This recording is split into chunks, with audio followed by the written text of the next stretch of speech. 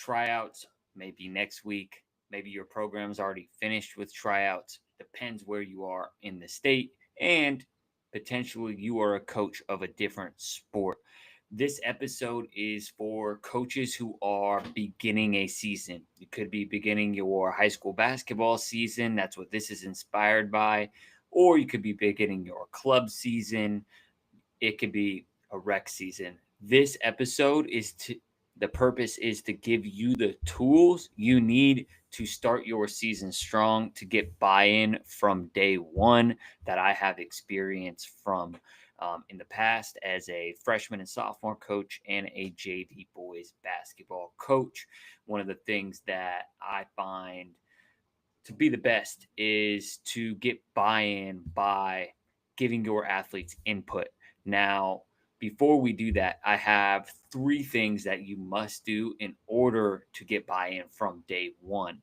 And number one, what I just worked on this morning is you need to paint the vision for your athletes. You need to clearly communicate what your philosophy is and how they will fit into that philosophy. So, for basketball purposes, right? I am the JV boys basketball coach coming up this year for Pacifica Christian, and my job as a JV boys basketball team, my philosophy is I have to prepare these athletes to be varsity level basketball players at Pacifica Christian, right? Within the system. How can I prepare? So that is what I'm leading with, right? The vision I'm going to be painting, right? That I'm going to be echoing what the varsity coach wants, turning defense to offense. So one of my principles to help athletes become ready to play varsity basketball is turning defense into offense.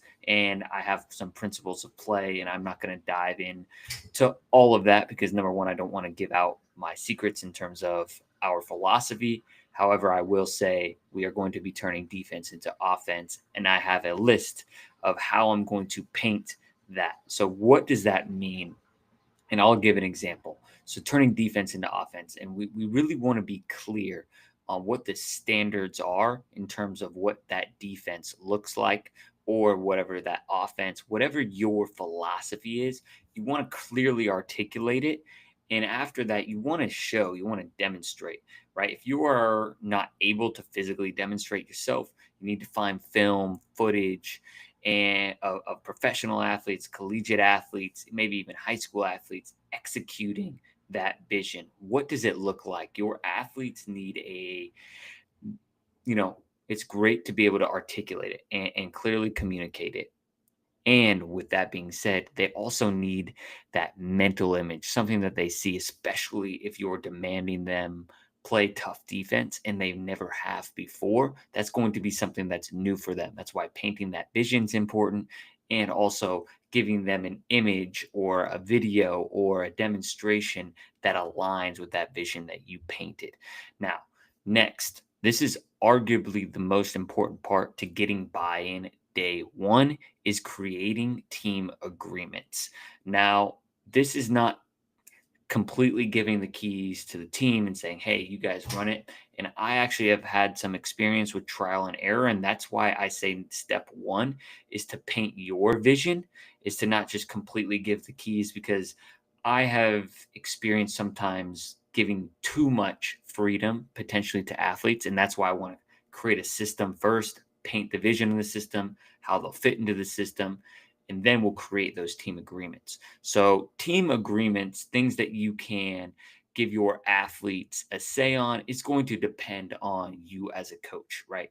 You as a coach, you want to be able to relinquish some control. Maybe it's the warm-ups that they do pre-game, right? Giving them an opportunity to create team agreements, right? On let's agree to how we are going to warm up. And team agreements can be how we are going to show up for practice. Do we agree to show up to practice 10 minutes early, right? Do you agree to that? And getting an actual verbal yes, and giving them an opportunity to add 2 to 3 agreements, right? You can have your own agreements as well, your expectations. However, if we only give our expectations, then it's coach's team. It's not our team. We want to make it our team. So one of the easiest ways to do this is to just have them write down what are some of the things that you feel like are important that all great teams do, right? They'll write that down. They get that opportunity to individually reflect, because a lot of times if you just have them raise their hand, your loudest players are going to be the only ones participating, and we want to make sure that everyone on the team feels like their voice is valid and heard, even if they are the last person on the bench. Of course, you may have some players whose voices and opinions do matter more than others just because of the leadership they've developed and the type of person they are. Maybe they're a senior versus a freshman. Now, with that being said, then we'll have them share in small groups, right? And pick some of the best ideas. Boom, small groups. I mean, 2 to 3, right? Depends on the sport that you are doing, right? And the size of your team. And then last, right, your team, you'll come up with 5 to 7 agreements. You could even do 3. Kind of depends on, again, your philosophy. Honestly, I think sometimes less is more, and you can kind of put some of the topics and the subtopics like work hard, hustle, right? You can kind of lump those into 1 or 2, right? Hustle can be the value, or work hard. They're kind of synonymous. So like less is more with what you put in terms of agreements. Now, let's say it's hard work, showing up early, playing as one. We'll say those are the 3 agreements. Now, with that being said, right, we write those down, and those are agreements that you bring up and talk about all the time, which leads me to my last point, which is what is most important. And I'm, most excited about improving myself as a coach is giving the team an opportunity to establish accountability if they don't meet that.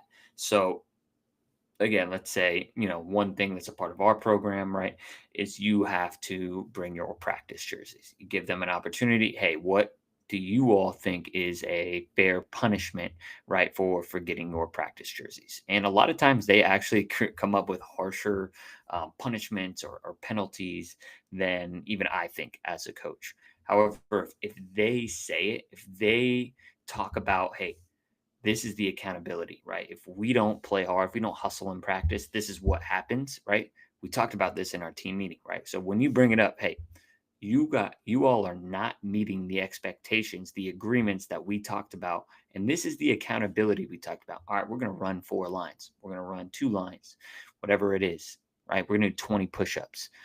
And if they talk about that accountability, they're going to start holding each other accountable. Hey, look, we're going to have to do 2 lines, right? If we don't bring our practice jerseys. Hey, we're going to have to, sprint, and we're going to have to do extra sprints at the end of practice if we don't play hard, right, on the defensive end, in a game. Whatever those, kind of agreements are, right? So that gives them that opportunity, because we have to have high standards for those agreements. And it's our job to, as coaches, to push them up. And then you also are giving them an opportunity to hold themselves accountable, right? We want to utilize sports to teach life lessons, and those life lessons that we get the opportunity to teach is having high standards for themselves and holding themselves accountable. If we can do that, we're really helping our athletes prepare for life beyond the game. So, to summarize, we, number 1, have to paint the vision of our philosophy. Number 2, we create team agreements, and we invite our athletes in to help build those team agreements. And you get that verbal yes. Yes, I do agree, to yes, we do agree, to X and X. And then last is establishing accountability if those agreements are broken or those standards are not met. That way, you'll be surprised when you really invite them to think, to be a part of the team process. You will get so much more buy-in than if you are the coach and you are just always giving orders and expectations. A lot of times they'll know you're right, and they won't feel a part of the process. That's how you get day 1 buy-in. Appreciate you all for listening to this episode. Share this with a coaching friend or someone you feel like would get a lot out of this. I'm really excited for basketball season. I'm back from the honeymoon. I've had about 2 months of a break from coaching, and a lot of my ideas are flowing. So looking forward to that, and looking forward to sharing more with you all on how to be a better coach for parents, how to be a better resource for your athletes. We are your weekly blueprint for transforming youth sports. So, Coach Furtado out.